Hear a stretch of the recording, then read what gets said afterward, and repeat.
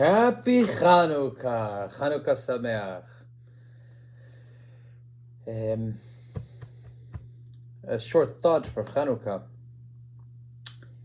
The story of Hanukkah is not found anywhere in the Hebrew Bible. It's because it occurred after the Hebrew Bible was already finished for many, many years.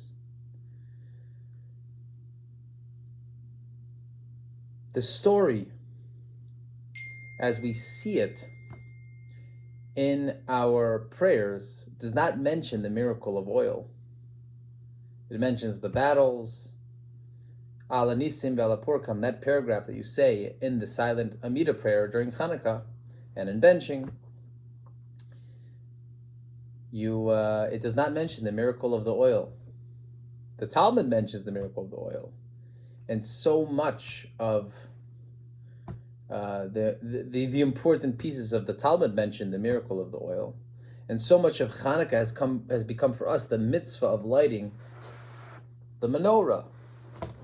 So the question is obvious. The question is,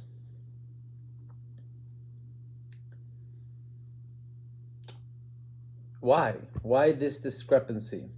And on top of the fact, Rabbi Tovia Singer points out that the book of Maccabees, there's book of Maccabees 1, book of Maccabees 2, both in the Apocrypha, those books that never made it into the Tanakh, as well as I think one of them was written completely in Greek at the outset. One of them actually was in Hebrew at the outset. They also don't mention the miracle of the oil. They really just talk about the great battles that occurred. One such battle with, I think it was one of the brothers, Eliezer, was it, who stabbed the elephant and then it collapsed upon him and he died, happened in the Judean hills in a valley very close to where I went to yeshiva for 2 years. And these battles happened there. So why such an importance on the miracle of the oil and lighting the menorah? And the answer, this is what Rabbi Singer points out, is fascinating. After we had the victory, which was miraculous in and of itself without the miracle of the oil, we had many years of autonomy, of Judaism, where we were in control in the land of Israel, but it lasted only like 100 or so years. And the end of the Hasmonean dynasty is quite tragic. Many of them started claiming to be the king. There was some corruption that happened. But in the people themselves, who their ancestors made the victory, it was not such a happy ending. But what is a happy ending? We're destroyed now. We don't have a temple right now, so we are still in exile. But what do we have? We have the light that we light all over the world. And that's a strong symbol of what we are supposed to be as Jews. Or Lagoyim, a light unto the nations. So if you look in the Mishnah, Bameh Madlikin, we say on Friday nights, with what may we light, with what may we not light? There's certain substances that cause the light to flicker too much. There's certain substances that is very nice to light. And so these laws, some of them have a spillover onto the things that we can light with for Hanukkah candles that the rabbis instituted.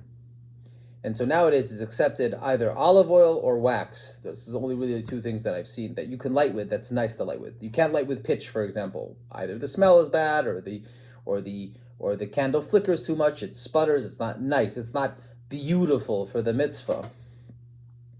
And it raises an amazing thing. There's a verse that the Tanya quotes that says, Ner Hashem Nishimat Adam.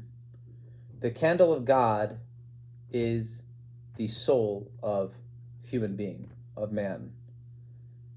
And so if your soul is a candle, you want to feed it with proper oil, with proper sources of oil to let your light shine. And there's an additional thing that Rabbi Sachs points out. When you light from one light to the other There was a dispute. Can you do that with a shamash to move from one to the other? One Amora said no, and one Amora in the Talmud said yes. One said no because machushe mitzvah, you're machish mitzvah. You're spilling a little bit of oil from one candle and you're ruining it. The other one says no, you can light with a shamish from one to the other candle. And that's how we paskin, and it's very rare that we rule according to that Amora. And the main message is that if you go out and help others light, you're not missing out on your own light. And so these ideas, for the first idea of why the menorah is so central, even though it's not mentioned in the book of Maccabees, it's not mentioned in the miracle of the oil, is not mentioned in the scripture, the liturgy of the davening on Hanukkah. But the rabbis instituted that mitzvah because that is what's going to be part of Jewish continuity and being or lagoyim, a light into the nations. The second thing is that you have to fill yourself with proper fuel, which is Torah, and that will make your light very beautiful. And the third thing is, remember, if you help others also light their light in their lives, you're not going to be missing out on your own light. Have a happy and wonderful Hanukkah.